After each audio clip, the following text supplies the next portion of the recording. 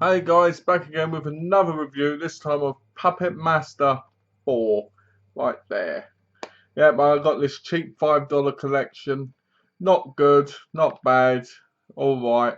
I've got the first three on Blu-ray and the last two on Blu-ray. I just wish they'd released the others on Blu-ray. So this came out in 1993 and it stars, I will tell you right now, Gordon Curry, Chandra West, Ash Adams, Teresa Hill, Guy Rolfe reprises his role as Talon, Felton Perry, Stacey Randall, Michael Seamus Willis, Dan Zukovic, and Jake McKinnon, even though he's uncredited. So, where to start? So I just got done watching it about 2.5 hours ago. Lots of things popped up, so I had to redo I had to kind of do this now. So basically, it starts out with this weird kind of satanic looking area, and you come across this. I don't know what it's meant to be. I think it's meant to be like an alien puppet, and basically his name is Sutek. Yeah, you see it, and it reminds you a bit of the Power Rangers because the way it goes, oh, they stole our formula. Talon stole our formula, and now you need to go, and you need to get it. And he sends his alien buddies to go and get it. Now, what got me was why didn't they do this sooner? Why was it now? And why can these puppets talk? I'm guessing they're just supposed to be aliens. So then we meet Dr. Leslie Piper,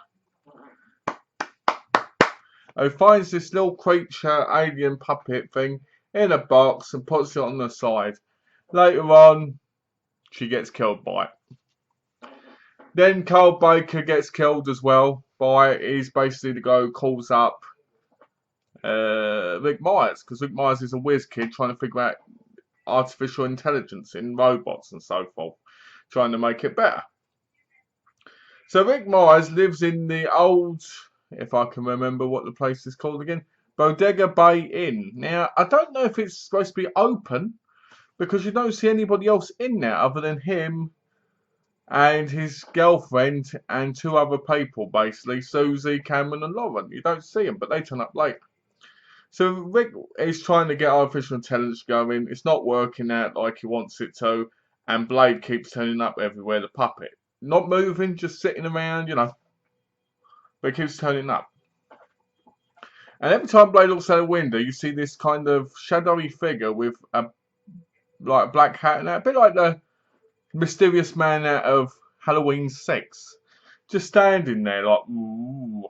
And all you hear is Guy Rolfe's Talon going, I'm with you, don't worry, I'm with you. And you sit there going, what? So eventually, Susie, Cameron, and Lauren turn up, and Cameron's another intelligent guy, but he's just because he has to work for it, as Rick doesn't, because he's, naturally smart and he's like a genius. So then they find Talon's chest, and they open it up, and they find Jester, Pinhead, and Six Shooter inside. Oh, and Tunneler.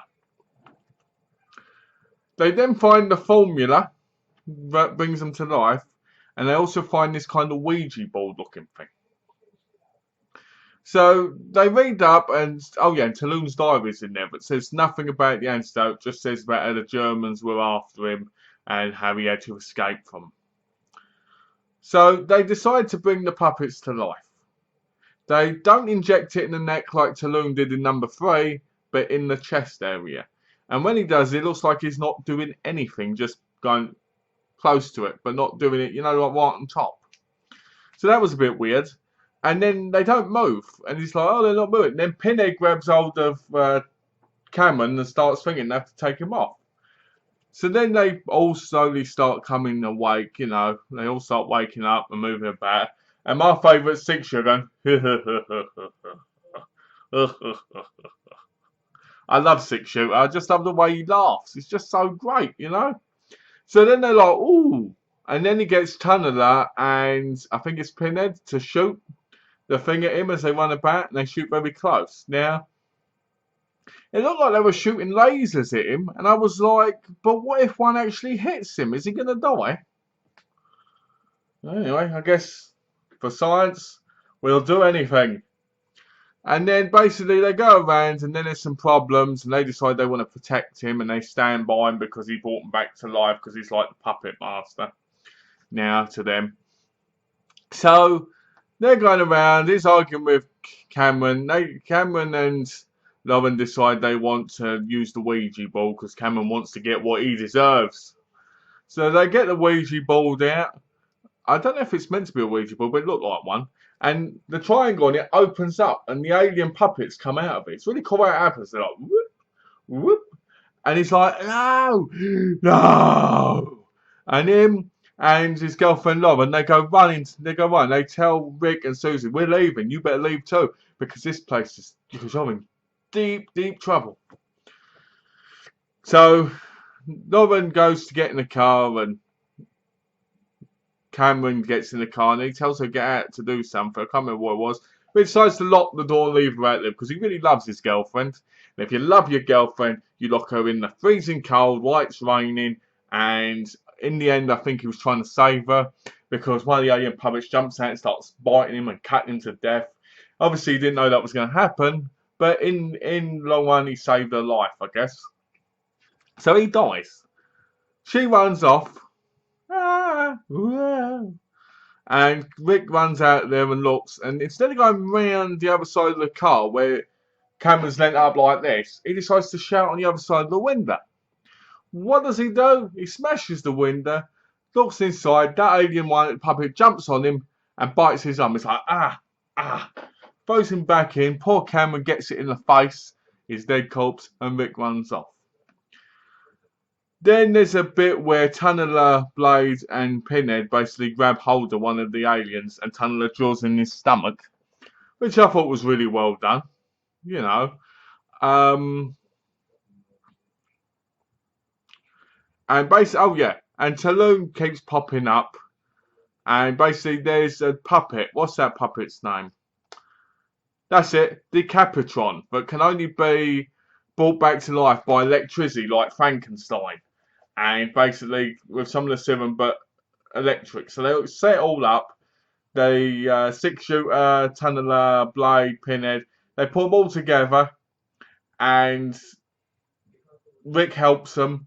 And then when he comes to life, his head changes into Talon's, and he goes, I'm here for you, new puppet master.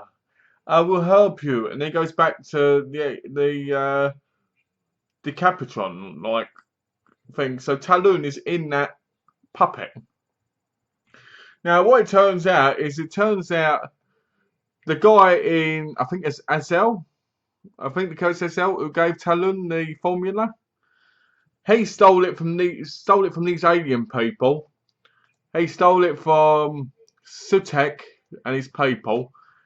Then he gave it to Talon, and Talon basically is in trouble because they're after him all of a sudden, even though he died like what, 40 years earlier, right? So carrying on, they go through it, and basically the aliens end up. There's this main alien at the end. Oh yeah, there's the alien. Oh, sorry, I'm getting over carried away now.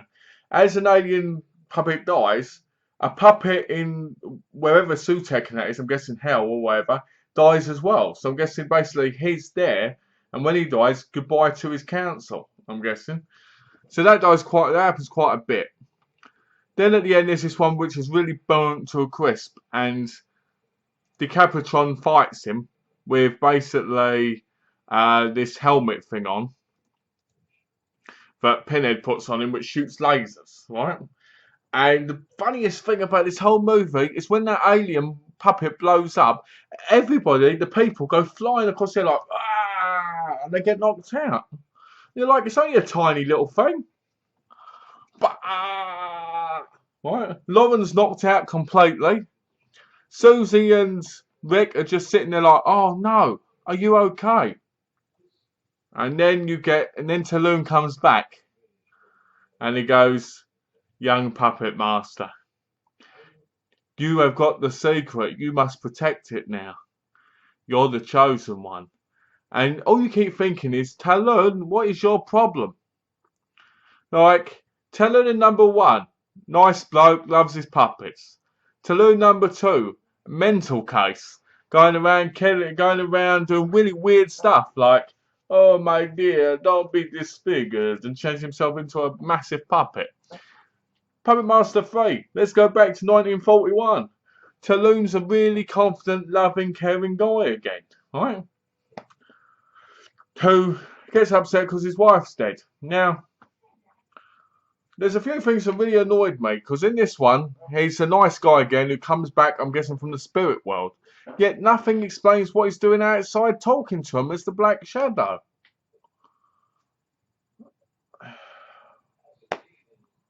So what the hell's that about? Anyway, so basically now Rick Myers is the new puppet master. He's taking on after Talon, basically. And you sit there going, but technically, Neil Gallagher was the puppet master as well. But he dogs, he turned on the puppets. Then Talon came back. And then you're like, hold on a minute. What Talon have we got?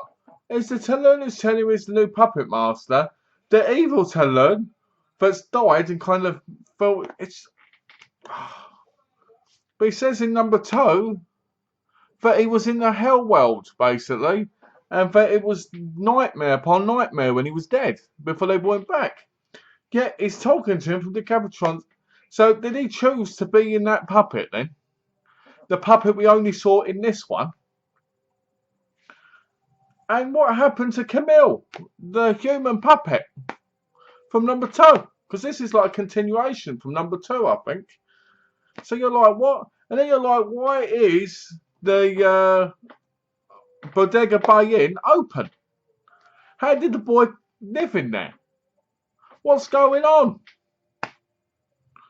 You know, there'd be police all around him, murders that have been unsolved and everything. So you just sit there going, okay, let's go with it. It's crazy, it's silly, it's ridiculous, but let's go on with it. The alien puppets were really, really funny because they were like, oh, and they had like these helmet-looking things on their heads. They were funny. I enjoyed them. But one of the things that bothered me was, where was Torch? Where's Torch? It was introduced in number 2. Fantastic puppet. Says Pillman Farm and everything. Where is he? He's not in this movie.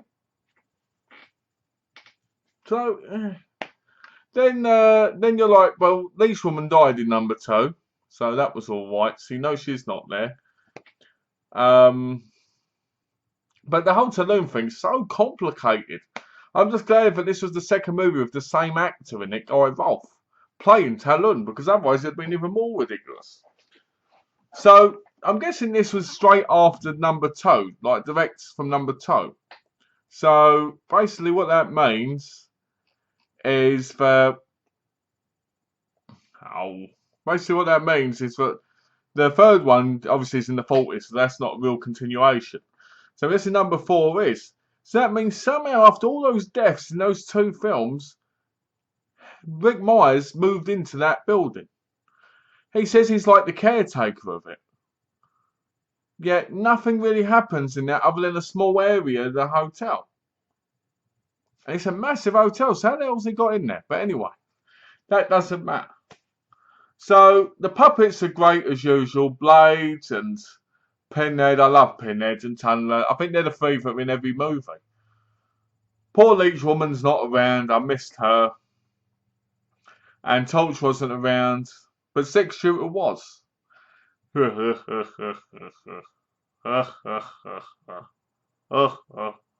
I love Six Shooter. He makes me laugh so much. Probably one of the best puppets going. And with the 6 guns, boom, boom, boom, boom, boom. Excellent. So, yeah. So, Puppet Master 4. The puppets versus alien people who want their serum back. I'm guessing that's what it's about. The character of Sutek. As if I said it wrong. Sutek. He looked like a rubber person. It was like all rubbery, like, and when his head moves, it's like this. We need to get the formula back. My name's Arnold. That's what it felt like. But it was great. I enjoyed him, and I enjoyed the alien thing. So I'm looking forward to seeing what number 5 is, because now that Rick is the puppet master, does that mean he's going to be in the 5th one as someone else or the same person? We're going to find out in the next review. So, overall thoughts. Puppet Master 4 is not bad. It's not as good as number 2 or 3 in my view. Just slightly under. But that's what happens in the third sequels, you know? You gotta remember, this film's got like 12 films, so they're not all going to be good. But it was still very enjoyable. And not only 79 minutes long, you know, it's fun. It's bearable. You're not going to argue with it. The one thing I will say is I did enjoy that Rick and Cameron had this kind of a rivalry going through the movie. It didn't seem to last very long, but I did enjoy that because it kind of brought a aspect to Rick that him and this other guy, they were both very smart and they both wanted to outdo each other. And I like that because it brought some depth to the characters. Everybody in the film acted pretty well. I mean, for what it is, it didn't need fantastic acting. It just needed fairly good acting. That's what you got. So I enjoyed it quite a bit. And I thought it was a great film.